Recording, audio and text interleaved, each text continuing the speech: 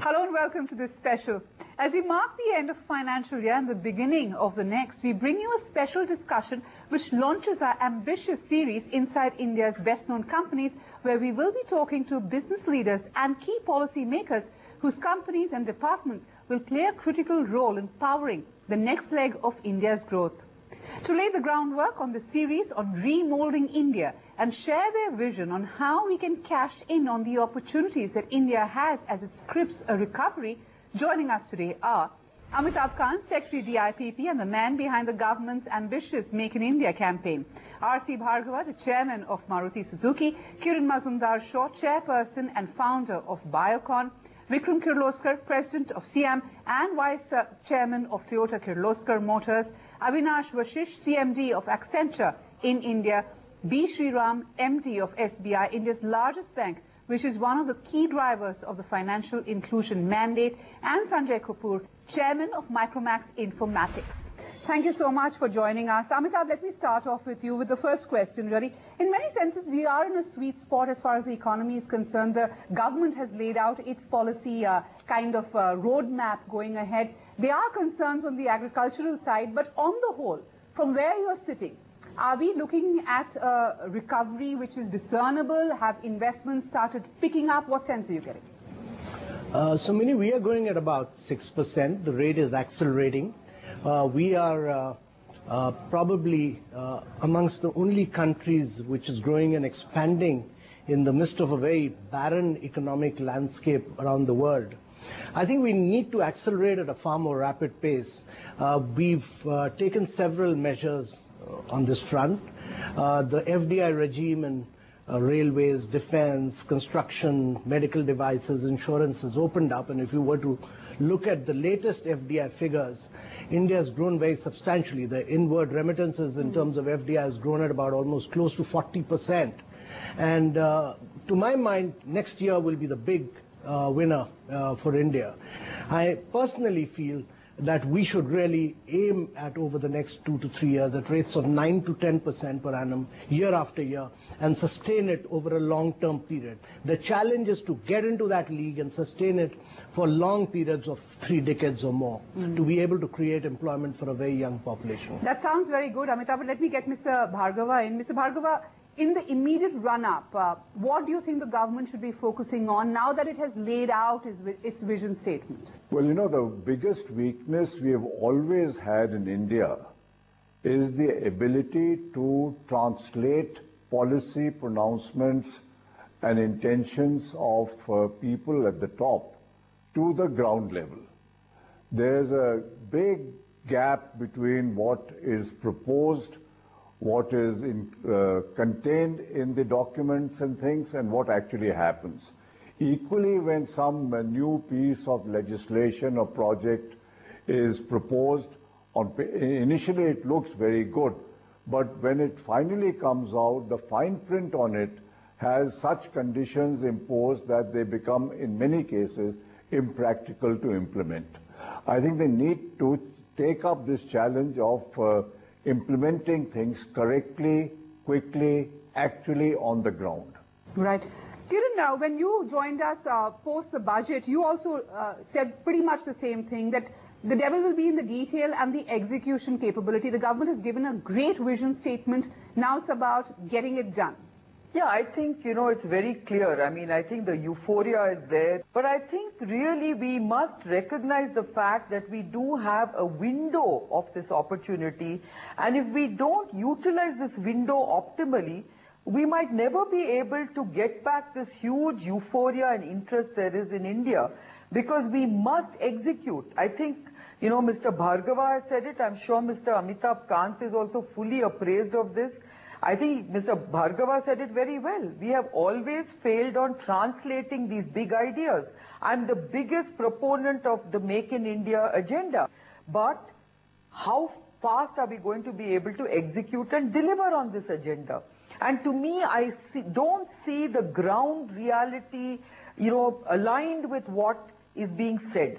I mean, I still feel that all the great ideas of self-attestation, deemed approvals, automatic approvals that can actually compress the regulatory timelines in terms of project implementation are simply not happening. It is basically that the lower ranks of the bureaucracy are simply not aligned with the top. But Amitabh, really, it is about translation, it is about expediting it, because you know, there is impatience on the ground, and that's a legacy impatience problem. How do you plan to deal with it? No, there are severe challenges, and I totally agree that the challenge is one of implementation. But we must understand that we are talking about a country which has, for 60 years, has had a very controlled and a cabined mindset. Over the years, we've built up rules, regulation, procedures, acts, everything which has tended to circumscribe private business activity. Now a new government comes in and says that you scrap rules, procedures, regulations, and just the other day, I mean, we've actually the amount of scrapping of rules, regulations, procedures the central government has done in the last 6 to 7 months is more than what would have ever been done in the last 50, 60 years. But much of the action is in the states, and I think it's very important. We have on our part listed down 98 different action points. We've communicated to all the state governments. We've held a detailed amount of interaction with the state governments. We have given them timelines till May. In June, July, we will evaluate the states. Our objective is to name the best 3 performing states and the worst 3 performing states. The objective is really to build a sense of competition amongst the states. Much of the action is in the states, and I'm quite sure that as we do this, many states will replicate what the central government is doing, and many states will get into this competitive spirit of making India a far more easier place to do business. But let me come to you, Avinash, at this stage. You know, we are in a sweet spot if you were to compare India with pretty much every other economy in the world. How best can we capitalize on it and make India globally competitive? And I think India's got a great, future ahead in terms of the growth rate really picking up. I think one of the things that we should definitely do is provide some impetus to some of the core sectors like services, agriculture, and manufacturing. And this is where the reforms need to be really pushed. Also, with the Digital India and what digital is doing, not just to India but to businesses globally, I think it provides a great opportunity for India to leapfrog in terms of being a digital nation in that sense. I think one of the things also is we have a workforce that is very young, and by 2030 we will add close to 250 million people to the workforce. I think skilling this workforce to where the digital India is going, where I think India growth opportunities lie in terms of make in India, I think it's a great opportunity out there.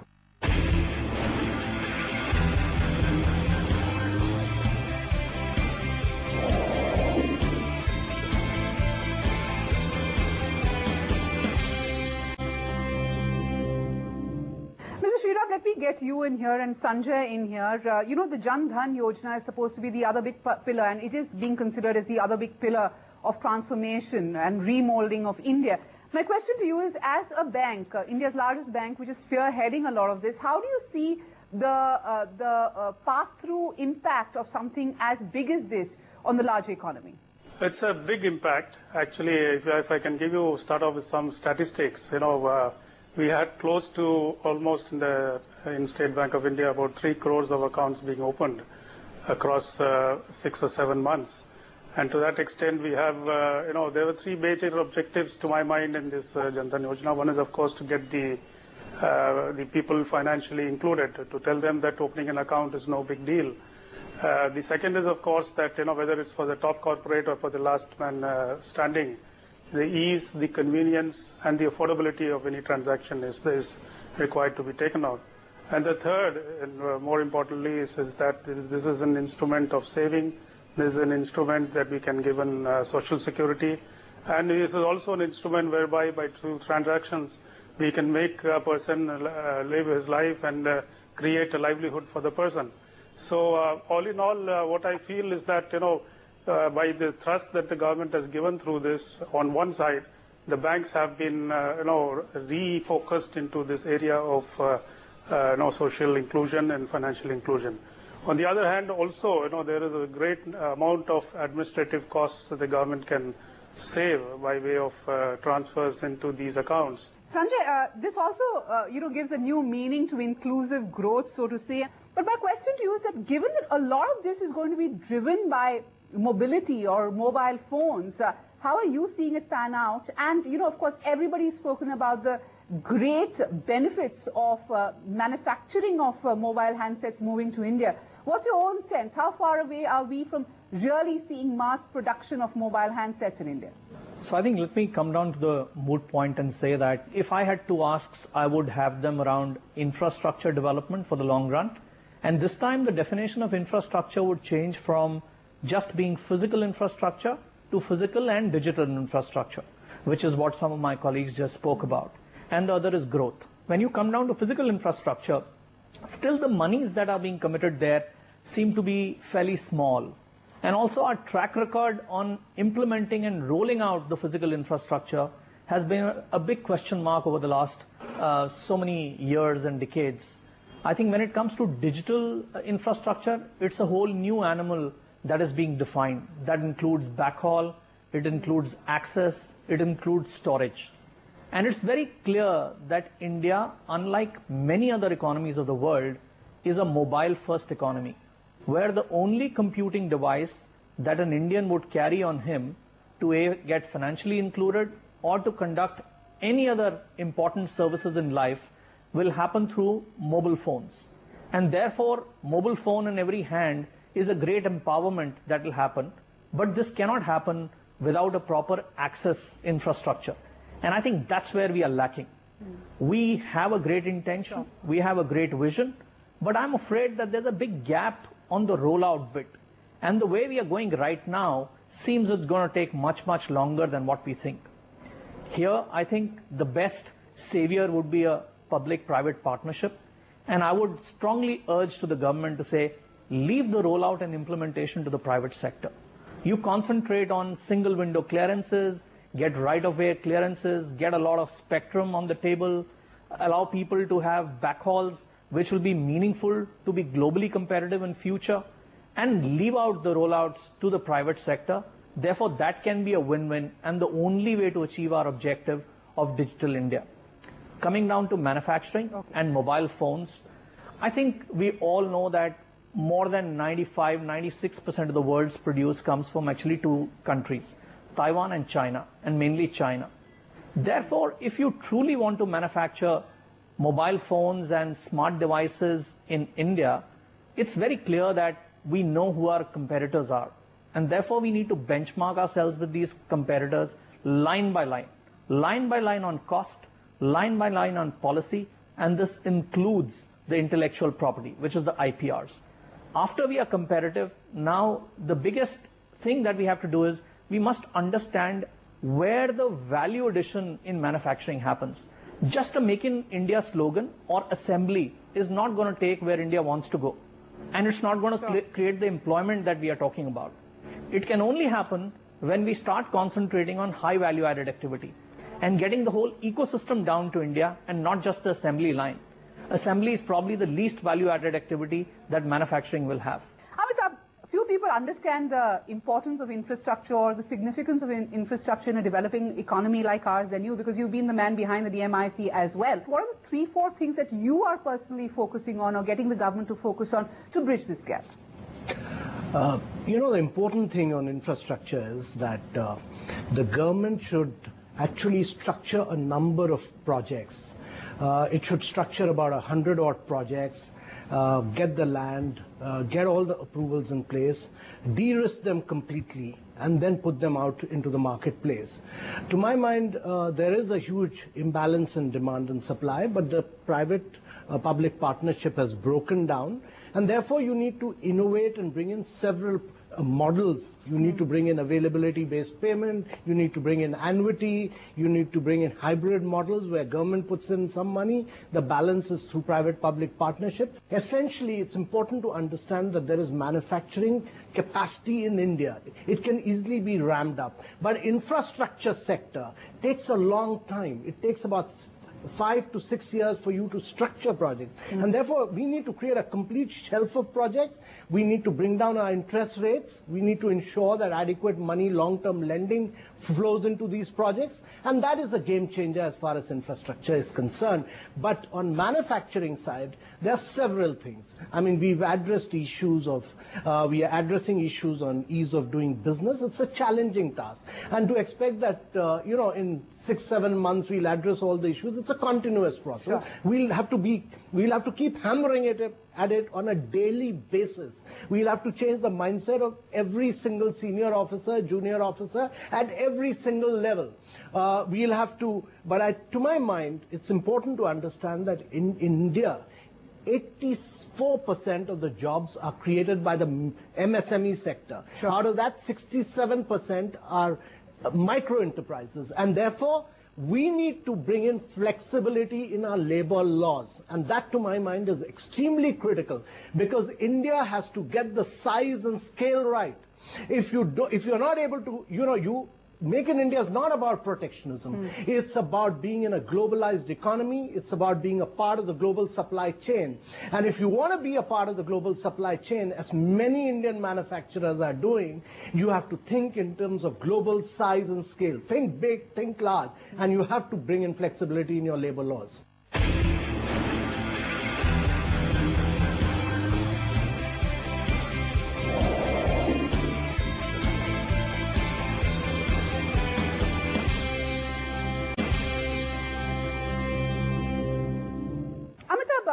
The other area of Make in India which has led to a little bit of debate, is it Make for India, Make by India? How do you see it happening? Because when we're looking at remolding India and the road ahead, often comparisons are made with other Southeast Asian countries where manufacturing grew because of the large market outside. There's a fairly barren landscape outside India right now. I mean, other than America, other countries are not growing. Europe and Japan are pretty stagnant right now. But when you manufacture, to my mind, it's important that we look not only at the domestic market, but also look at exports. After all, what is the share of India in the global export? It's just about 1.5%.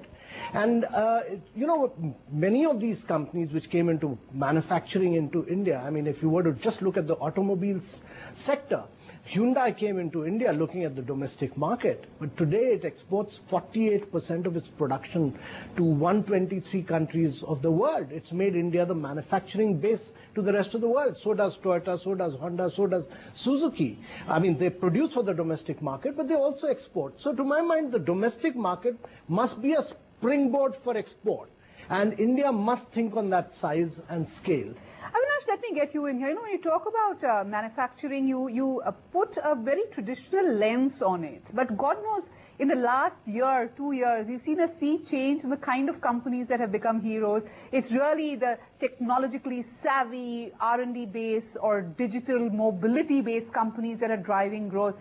So in many senses, when you're looking at the next phase of manufacturing, the next phase of growth, what are the broad trends that you are seeing? Well, definitely, I think one of the things is all businesses are digital businesses. And that is a trend that is really making a significant impact. The digital technology is also blurring the boundaries of industrial and economic growth. If you look at in the Accenture study, we have a view of 6 contestable markets which are digital. For example, staying healthy, producing, shopping, paying, traveling.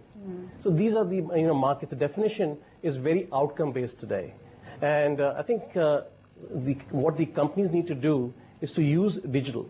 So businesses, I think 3 things people should look at right now is recognize first of all that all businesses are digital businesses, and also people talk a lot about the digital technology in terms of the SMAC, social media, mobility, analytics, and cloud. Now, the time is where you integrate all of this together to come.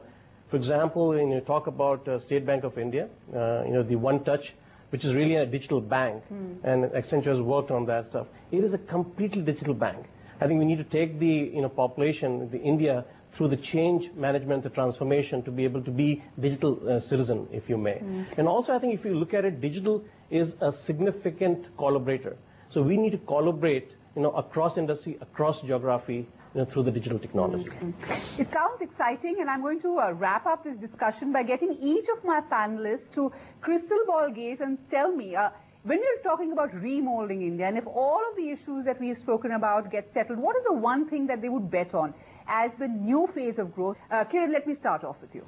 Well, I'm very, very gung-ho about startups. I think this whole explosion that we're seeing in startups and young companies is really going to transform India.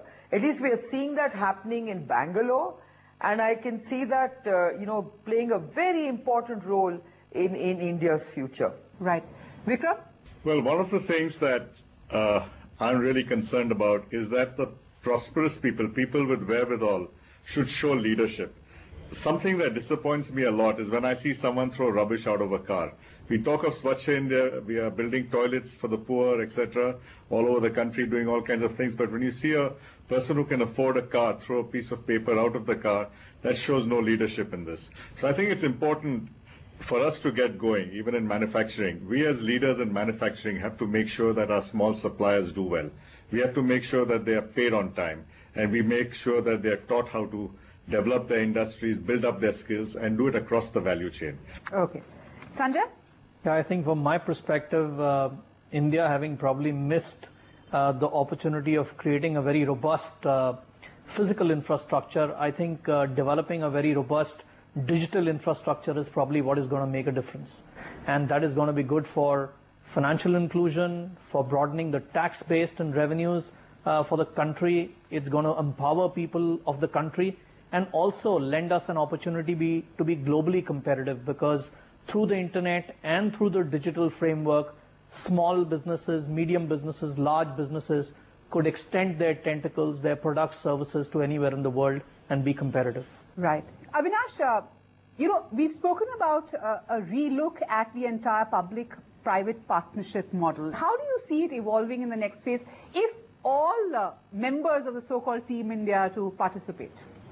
No, absolutely right. I think the opportunity that is there ahead of us as a nation is tremendous, and we have to be able to collaborate. And the PPP is going to be extremely critical. So one of the things I think which is very, very key out here is the ability to improve the financial closure on these projects. I mean, the funding of these projects is important. If you have to deliver at a reasonable cost, I think we need to enable some of this stuff. Also, if you look at the dispute resolution that currently is an issue, we need to be able to enable some bit of that stuff as well. Also, the PPP requires that the different stakeholders collaborate. And Sanjay was talking about the digital infrastructure. I think that's extremely key in terms of what that can enable. And lastly, again, skilling of people is going to be extremely important for the efficiency and the timely completion of some of these projects. I think, so again, Make in India, Digital India, Skilling India, and essentially, all of this thing riding on top of a digital infrastructure is going to be key to achieving our growth plans. Mr. Sriram, what is the big idea that you are betting on? Two big ideas, not one. One is, of course, I agree with Sanjay about the digitalization of especially in the banking sector. If I can, and all second is, of course, the rise of the woman power. If I go back to the Jan Dhan Yojana, of the accounts that we opened, 51% of those accounts are of women, and 80% of the accounts that we opened had mobile numbers. Over 3 decades ago, when I joined the bank, the things were completely different. And I'm sure to another 10 years or 15 years, you will find, as someone talked about SMAC, I think JAM and SMAC are the two big things that I am sure will see the future of India in the coming years.